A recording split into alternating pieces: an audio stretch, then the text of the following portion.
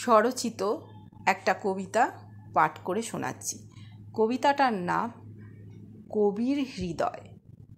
কবির হৃদয়ে নিংড়ানো আবেগ ঝরে পড়ে লেখনীকে সাথী করে। অজানা প্রশ্নের ভিড়ে হারিয়ে যায় ভাবনারা। দ্বিধাদ্বন্দ্বের বুনোটে শব্দেরা খেলে যায়। অদ্ভুত এক প্রশান্তি লেখনী জাগায়। শব্দের মাঝে অশ্রু ঝরে পড়ে বারবার। অজুহাত দিয়ে লেখনী সরিয়ে রাখি। কবিতারা প্রশ্ন করে দিনমানের শেষ প্রান্তে, কবি হয়েছে কি তোমার অকাল মৃত্যু? লেখনী নেইকো সাথে আজ যে তোমার?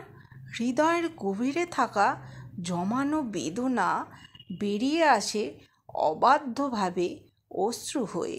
লেখনী যে একমাত্র অবলম্বন, তাকে ধরে লিখে ফেলি হৃদয়ের না বলা কথার সারি।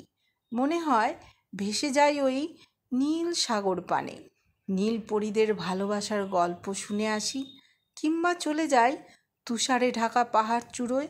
ভালোবাসা কি সেখানেও মূল্যহীন? জানতে চাই কে হবে আমার গল্পের নায়ক?